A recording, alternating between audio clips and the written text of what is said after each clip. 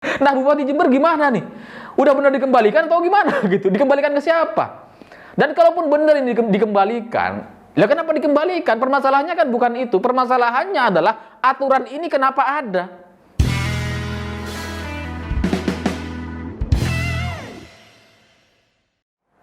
Selamat malam para mantan, selamat malam untuk semua rupiah yang pernah kita hambur-hamburkan. Yang atas nama rasa cinta, rasa nyaman, bahagia, nggak peduli berapa harganya, yang penting traktir. Ya, orang-orang yang jatuh cinta itu suka lupa sisa saldo gitu ya.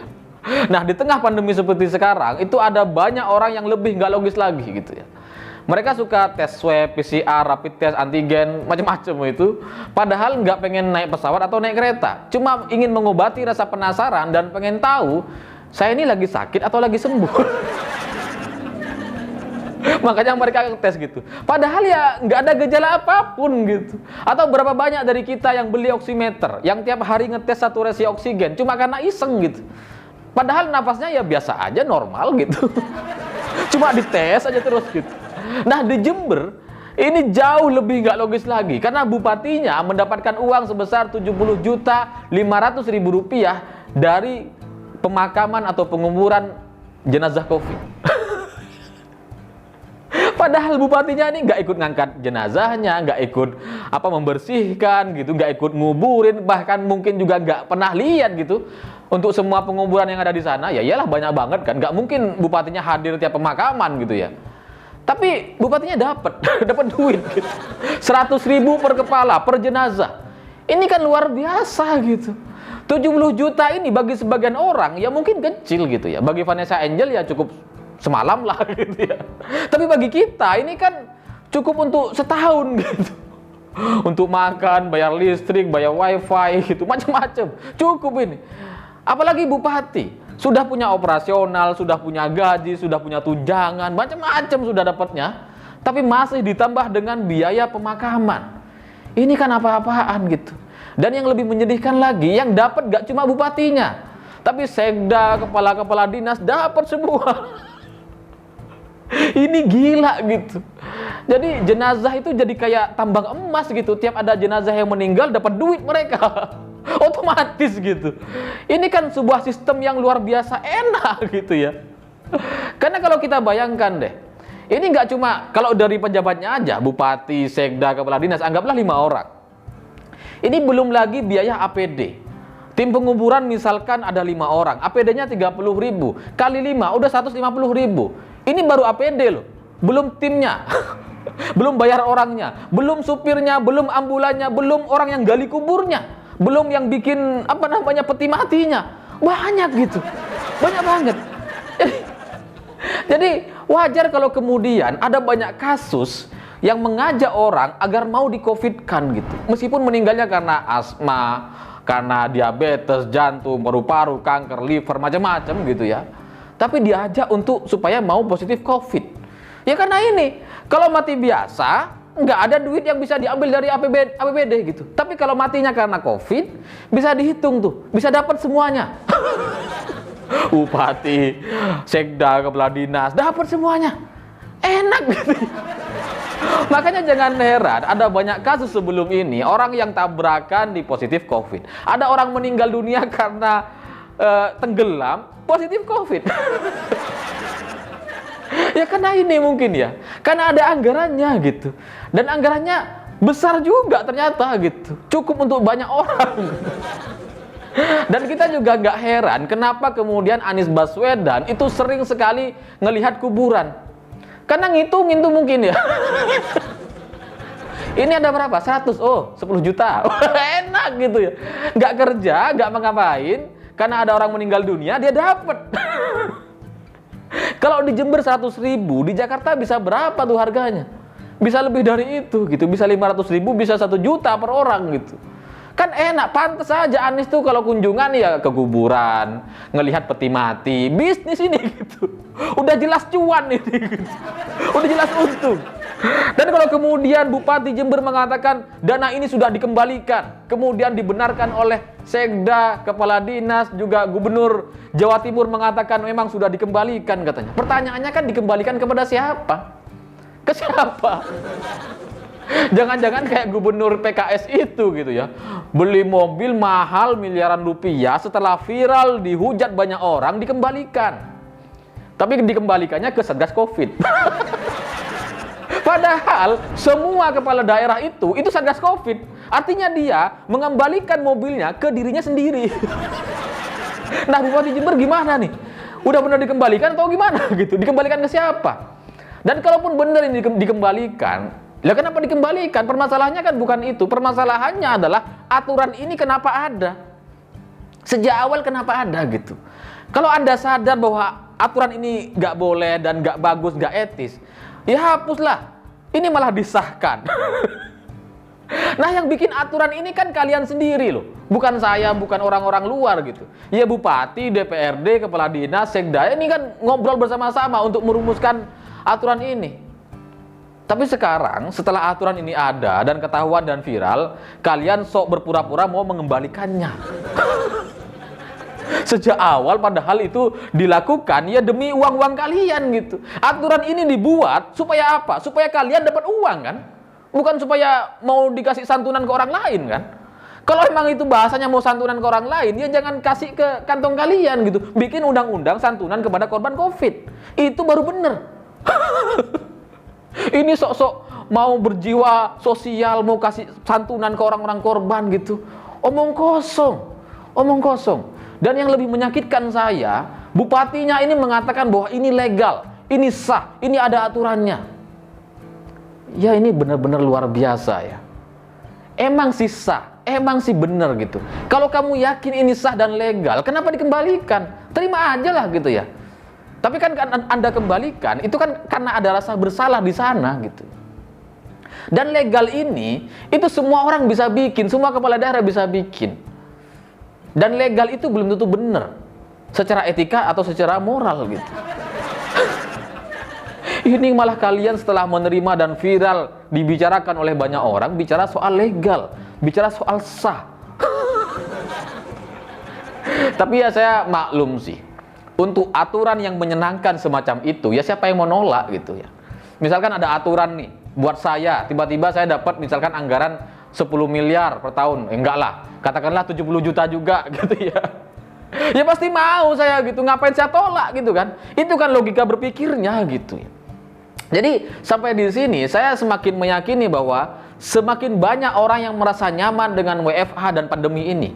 Semakin banyak orang gitu. Kalau dulu saya hanya meyakini ada banyak orang yang senang WFH. Yang karena mereka nggak perlu ke kantor, nggak perlu buru-buru mandi, nggak perlu bangun pagi gitu ya, nggak perlu biaya operasional ke kantor, mereka cukup di rumah, WFH depan laptop, udah dapat bayaran gaji full seperti biasa, maka mereka inginnya ya seperti ini terus gitu, pandemi terus nggak apa-apa. Nah sekarang terkonfirmasi lagi bahwa ada kepala daerah, banyak kepala daerah yang suka dengan kondisi ini. Karena apa? Karena enak. Karena ada banyak anggaran yang bisa ditambang dari data-data kematian atau positif COVID gitu. Makanya nggak heran daerah-daerah itu ada banyak yang zona merah, zona kuning. Tapi sebenarnya itu nggak relevan sama kenyataannya gitu. Nggak relevan. Misalkan seperti di Jawa Timur katakanlah, itu tiap jam 8 malam semua dimatikan. Toko-toko ditutup, restoran, warung semua tutup. Padahal apa gunanya? Nggak ada. Karena sebelum jam 8 malam, semua orang beraktivitas seperti biasa, nggak ada protokol kesehatan, omong kosong jaga jarak itu. Di daerah-daerah sejak Maret 2020, orang tetap Jumatan, orang tetap arisan, kondangan, tahlilan, berjalan seperti biasa, sekolah masuk, meskipun nggak pakai seragam. Pasar-pasar tetap ramai seperti biasa, orang yang pakai masker hanya hitungan jari gitu ya. Tapi di media, pemerintah hanya mengklaim bahwa zona merah, oh bahaya, oh darurat dan seterusnya. Ya cuma buat nambangin duit APBN kayaknya itu gitu ya. Kalau masyarakat pribadi di daerah ya biasa aja hidupnya, nggak ada gitu, nggak ada urusan sama zona-zona merah ini. Jadi wajar kalau kemudian akhirnya banyak orang berpikir bahwa banyak orang yang nggak mau lepas dari situasi pandemi seperti sekarang. Karena kalau orientasinya uang, semakin banyak orang meninggal, semakin banyak data-data yang bisa dikumpulkan karena positif COVID, maka otomatis semakin banyak uang yang bisa diambil. Itu kan faktanya. Maka jangan heran kalau data-data nasional itu penaikan tinggi, naik tinggi dan seterusnya. Jangan-jangan itu juga omong kosong semuanya gitu. Karena secara kematian nasional, menurut perbandingan dari tahun 2018, 19, 2020, 2021, sebelum dan setelah pandemi, itu nggak ada perubahan yang signifikan. Tidak ada. Normal seperti biasa. Kematiannya normal seperti biasa gitu. Jadi, dengan kondisi seperti sekarang, itu ada banyak orang yang ingin memanfaatkan situasi demi keuntungan pribadi. Nggak peduli masyarakat ini PPKM gitu ya. Usahanya susah, ditutup lebih cepat gitu. Mau pinjem duit ke bank nggak bisa, nggak peduli. Karena pejabatnya enak, dapat duit terus gitu. Ada orang meninggal, nah duit. Ada berapa orang meninggal? 30 orang, 3 juta. Enak banget gitu. Dan ini yang menjadi bobrok adalah, ini bukan cuma level bupati dan sekda atau kepala dinas, enggak. Tapi di level bawah-bawahnya, bahkan sampai penggali kuburnya, itu juga bermain gitu. Karena dapatnya banyak. Di Sidoarjo misalkan, ada penggali kubur dapat bonus 1,25 miliar. Itu dibagi 5 katanya. Jadi sekitar 250 juta per orang. Itu bonusnya loh. Bonus 7 bulan. Belum gajinya. Gajinya lain lagi, dibayar 2,5 juta. Pertanyaannya, pekerjaan macam apa yang bisa dapat bonus sebanyak itu di tengah pandemi seperti sekarang? Macam apa? Nggak ada. Kalau kemudian SJW bilang, kamu jangan sok bicara, kamu mau nggak jadi tim penggali kubur? Pertanyaannya bukan mau soal mau nggak mau, bukan. Pertanyaannya bisa nggak orang lain jadi tim penggali kubur? Karena ini KKN semua, ini kekeluargaan semua. Karena untuk masuk ke sana itu nggak semua orang bisa, bukan karena mereka butuh duit, enggak gitu. Karena ada unsur kekeluargaan, kenalan gitu ya. Baru tuh bisa jadi tim penggali kubur. Dapat semuanya. Happy semuanya gitu. Cuma sebagai rakyat biasa, sebagai rakyat jelata, saya kan suka jalan-jalan dan mendengar aspirasi orang dan dengerin cerita-cerita orang gitu ya. Sebenarnya di tengah pandemi seperti sekarang, yang paling dirugikan itu ya Pak Jokowi. Karena kepala daerah, kalau mereka diprotes sama warganya, mereka cuma bilang ini dari pemerintah pusat. Padahal aturan ini mereka sendiri yang buat.